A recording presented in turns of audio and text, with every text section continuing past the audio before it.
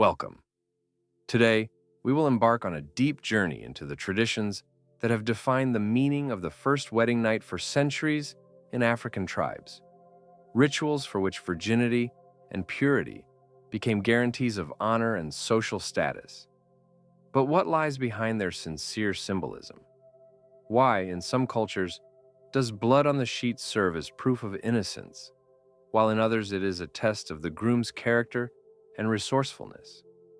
Behind this complex kaleidoscope of traditions lies a question that has troubled many. How do such deeply rooted customs test not only virginity, but also trust and authority?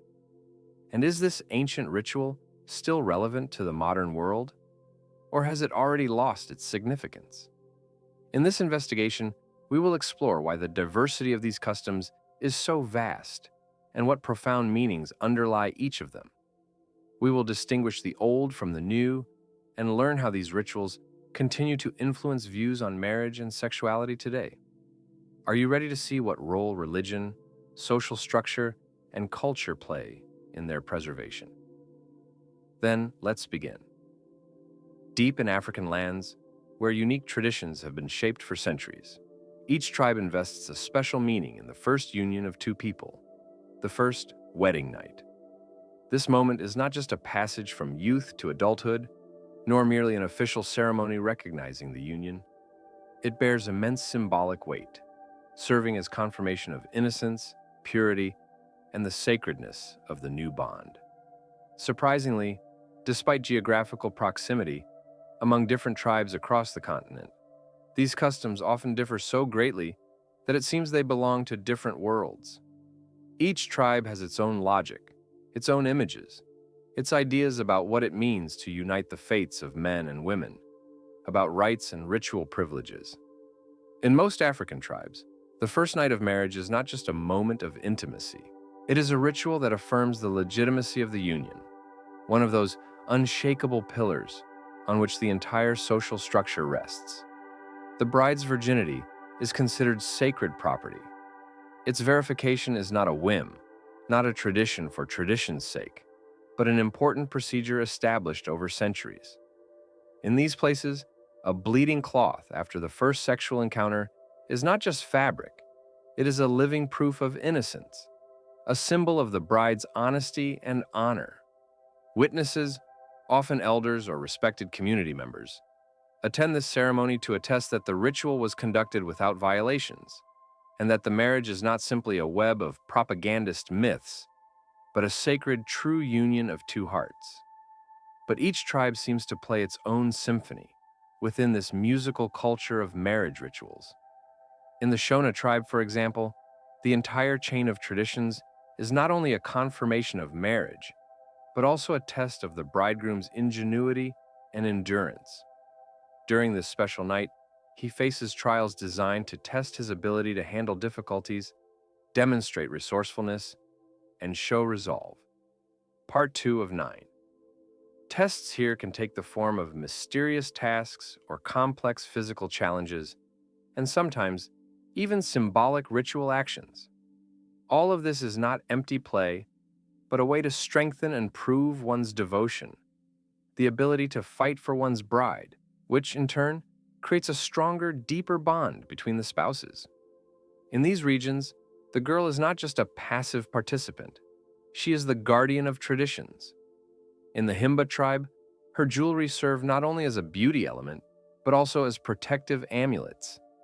She uses a paste made from animal fat and wears headdresses to ward off evil, protect herself and her loved ones. Her hair is neatly styled, each strand symbolic of a protective charm, each thread part of a magical defense born from centuries of experience. This outward solemnity emphasizes the sacredness of the moment, transforming it into a ritual act where not only truth matters, but also belief in the power of the rites, their magic, and strength. And what happens on the western shores of Africa? In the Swahili tribe? Here, rituals take on their own special forms. After a joyful, vibrant wedding dance, the bride lifts her foot, a symbol connected with tradition and perceptions of innocence. The bride's mother, an authoritative witness, removes any doubts about her daughter's purity by checking her innocence in front of the guests. Then, in front of everyone, including elders and youth, they display a bleeding piece of cloth as a living proof that the virginity has been preserved. This blood-stained cloth becomes a testament not just to personal virtue, but to the entire system of values, culture, and social responsibility. Over millennia, differences in rituals seemingly only confirmed that each society views marriage through the prism of its myths, religions, and customs. In the Bakongo tribe, for example, an hour after the couple's seclusion, they perform a unique ceremony, using a candle to test virginity by placing it on the windowsill, where an elder relative diligently observes the result. If the candle ignites or smolders, that means virginity is intact. If not, a crisis of trust arises, threatening to destroy the family. This test is perceived as a sacred act, a confirmation of a woman's honor and dignity, and the entire community strictly adheres to rules established over centuries. Among the Nuyat people, hidden from outsiders, traditions are even more strictly observed. Here, a girl shaves before her first night to eliminate potential doubts about her purity. After a ceremonial ritual, she is given a prepared dress whose hem must bear a bloodstain, the very symbol of innocence. This rite is not merely a formality, but a crucial element of their cultural system, a point where belief in magic, respect for traditions, and fear of losing reputation converge. Egypt, a land where ancient religion and modernity intertwine in a strange symphony, is famous for its unique ritual. Here's the confirmation of innocence. It is a bleeding tissue that allows the girl to pass through her first night, and afterward, a bloody mark remains on the coverlet.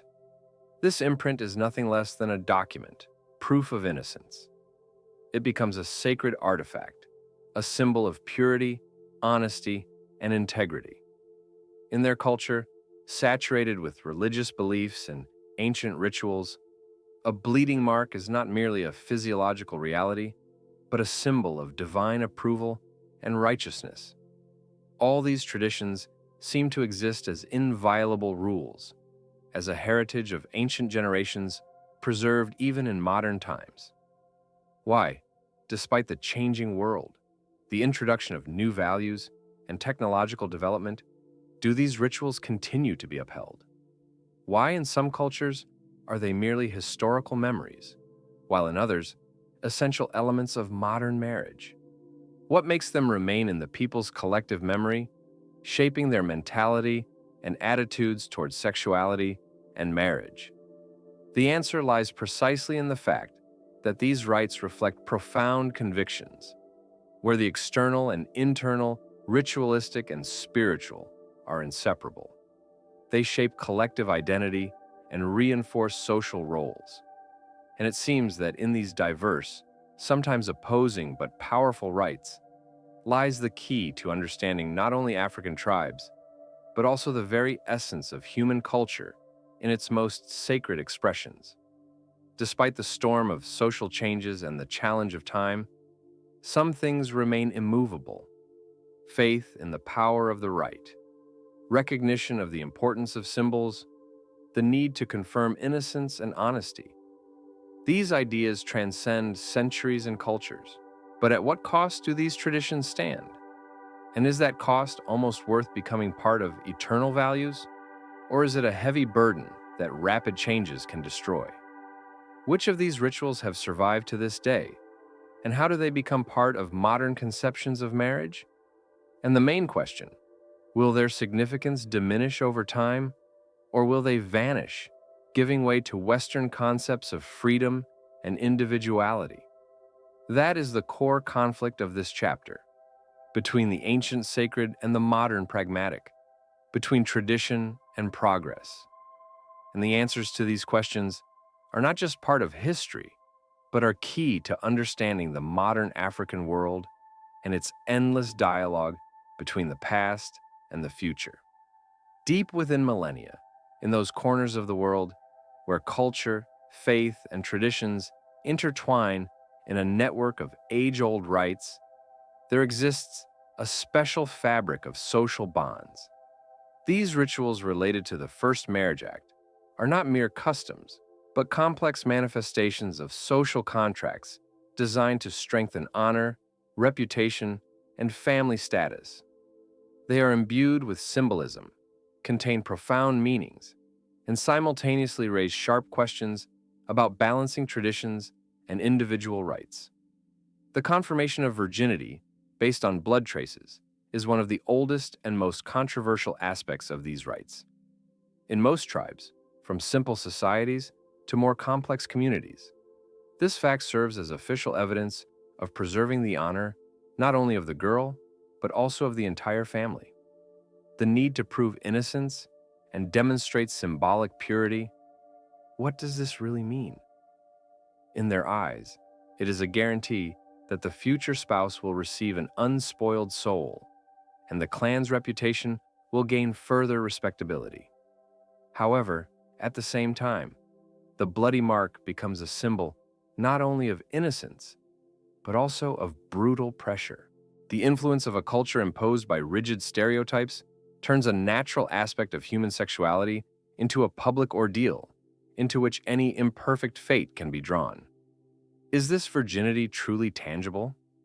And does it not become a tool of repression, a source of constant fear and humiliation for girls whose innocence is threatened? Let's turn to one vivid image: the girl's hair in the Himba tribe. Here, every touch to the hair is not just about taking care of appearance, but a sacred act.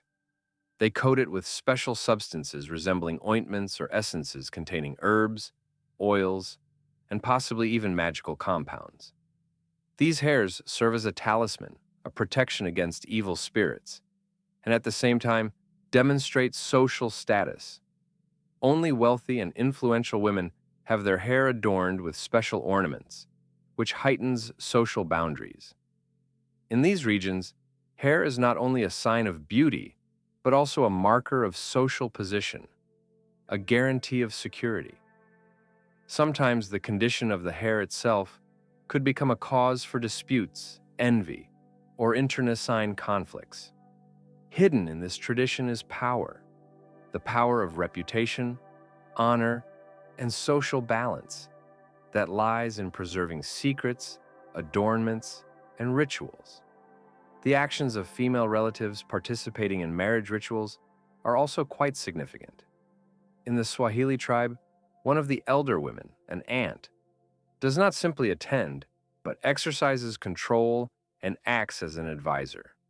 She gathers evidence of virginity, gives advice to young women, and participates in preparing for the first night. This figure is both a guardian of tradition and a mediator who helps maintain social order. Her role is to ensure that no one disputes established norms, that witnesses confirm innocence, and that no suspicions or conflicts arise. Such a figure guards not only the girl's honor, but also the stability of the entire community, for it is trust in these rituals that gives society a sense of order. But does this test really remain fair? Do the evidence, collected under the supervision of the relative, turn into mere superficial decoration or a sham, a mere formality hiding the reality? And at what cost for women? Often, their honor becomes hostage to societal opinion and ritual. In the Bankole tribe, the elder relative controls the first night. She not only observes the groom, but also tests his skills, reactions, and readiness for the role of husband. This ritual not only emphasizes the importance of reputation, but also turns into a kind of test, where the strength of the family and the dignity of the future wife are the only guarantees of their social protection. What psychological burden do young women carry, not only during the examination itself, but also in anticipation of the consequences if something goes wrong? These rituals are not merely about observing the threshold of innocence. They are a demonstration of the family's power and authority, their symbolic weapon in the struggle to preserve decency.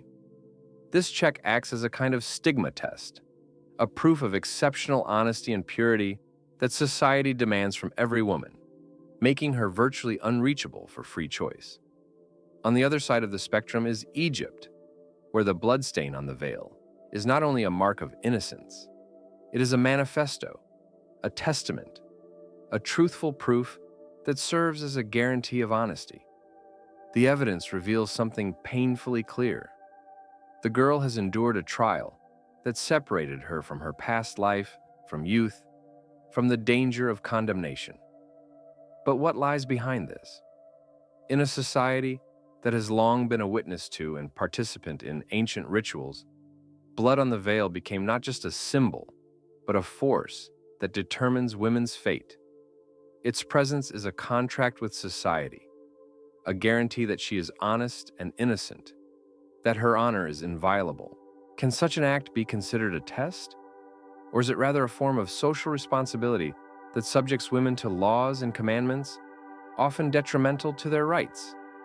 After all, in the absence of blood, conflicts, disputes, and even encroachments on personal freedom are possible, turning this ritual into a tool of control rather than an objective check. Attention must also be given to the customs of the newer people, where shaving and hair treatment are not only part of the ritual, but symbolize a cleansing power. Preparing for the role of wife, girls undergo these procedures, somewhat washing away their inner and outer purity. These rites serve not only as protection, but also as preparation for a new social role. Their meaning lies in shedding the past and preparing for the future, as if transforming the inner and outer domains into pure cells, free from any traces of sin or incriminating signs. This practice holds a magical significance of purification, as well as a demonstration of adherence to cultural tradition that makes women responsible for maintaining moral order. In cultures where violations are not uncommon, breaking rituals, such as failing to perform the rite or suspicion of betrayal, can have serious, even tragic consequences. Among the peoples of Kenya and Uganda, breaking traditional rules is often seen as a sign of betrayal, leading to divorce or even physical punishment. In extreme cases, this can escalate to public humiliation and bloody conflicts. These customs are not only about safeguarding moral values, but also serve as tools for social discipline. In such communities, any deviation from the norm is associated with the risk of losing face, reputation, and sometimes even life. Part 6 of 9. All of this network of rituals, strict rules, and punishments is a system in which every action, every word, every careless act can become a nail in the coffin of personal freedom. Rwandan practices add another layer of protection and control. Here, the bride is restricted from appearing in public, invoking ancient rites, shaving and partial concealment of her appearance. By protecting the woman from unwanted eyes, the family demonstrates her innocence and status, more important than personal freedom. These measures are not accidental. They serve as symbols of protection and guarantees that no one will violate boundaries, making the non-creative form of refuge render the woman resolute in her innocence. These rituals help create the image of an innocent bride, safeguarded in public space, as if turning her into a living shield of honor and reputation. But how is the attitude towards these traditions changing today? What steps are societies taking to balance cultural heritage and women's rights? And is it possible in the modern world to abandon practices that often turn into mechanisms of social and sometimes physical repression? Society, driven by global trends, increasingly asks questions about equality, autonomy, and freedom of choice. The new generation more and more demands a reconsideration of outdated rights and seeks new forms of mutual honesty and trust based on mutual respect and the right to a private life. These changes carry the hope for a transformation of traditions, to preserve respect for cultural heritage while simultaneously providing women with the opportunity for choice, freedom, and rights. This story is not only about ancient rituals and rites, it reflects a complex dialogue between the past and the present, between traditions that have withstood the test of time and the striving for modern standards of rights and freedoms. In each of these rituals lies a story. Each is an answer to the question, how can dignity be preserved without destroying human freedom? And who today will determine where the line is between preserving cultural values and transforming them into mechanisms of pressure? There is no simple answer to these questions, but their search is one of the main tasks of contemporary society. In crisis, upheaval, and change lies an opportunity to realize that true honesty and purity do not need to be confirmed by blood or exams, but are based on respect, equality, and the freedom of choice. And perhaps this path will someday lead us to a society where traditions serve not oppression, but unity, not fear, but development and humanity. Historically, human society has contained the magic of fear, religious rituals, and traditions that shape not only spiritual spheres, but also social structures. One of the oldest forms of such practices were rites associated with confirming innocence, especially the virginity of women. These rituals were firmly embedded in the foundations of many cultures, their roots reaching back to distant times when societies were only beginning to outline their values and norms. Today, we see how these traditions, despite centuries of existence, continue to exert influence, creating a complex web of social and ethical issues that are not always easy to resolve. The origins of these rituals lie in mythological beliefs and religious dogmas, in which a woman's virginity became a symbol of purity, innocence, and devotion to society. In most cultures, where these practices persisted, there was a tangible cult of blood. The demonstration of bloody evidence became an exam for the future mother and citizen, a test of trust and the boundaries of honest relationships. The association of blood with virginity, often treated as a sacred talisman, is enshrined in practice and ritual ceremonies. Mandatory demonstration of blood, physical examinations, and sometimes the display of blood-stained sheets on the morning after the first night of marriage. These rites carried not only a sacred significance, but also a strict social character, playing a role in shaping marriage and family values, as well as the structure of society. However, despite the outward strength of these traditions, they have faced criticism. Human rights protection, the fight for gender equality, and modern attitudes towards sexuality cast doubt on such practices. Who has the right to judge a woman's personal, intimate space? Who grants society the authority to impose certain norms, confirming her innocence? Accusations that these rituals are coercive and uncontrollable are becoming more frequent. These procedures turn into mechanisms of pressure, tools of social control, obstacles to women's rights to control their bodies and choices.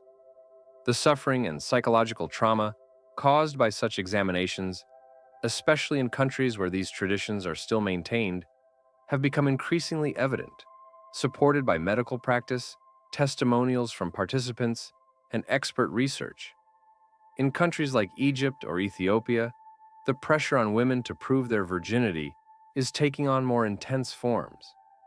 In these societies, women who refuse to undergo these rites or express different attitudes toward sexuality face social isolation, sometimes threats, and at other times, mockery and insults. Some women are compelled to undergo painful and dangerous medical procedures to prove their purity and honesty, often without their consent. The psychological trauma caused by such tests affects not only physical health, but also the inner world of women.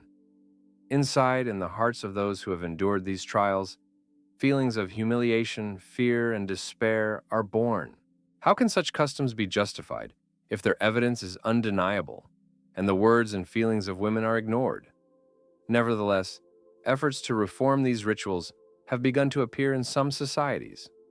More and more initiatives and movements advocate for a more respectful and voluntary approach.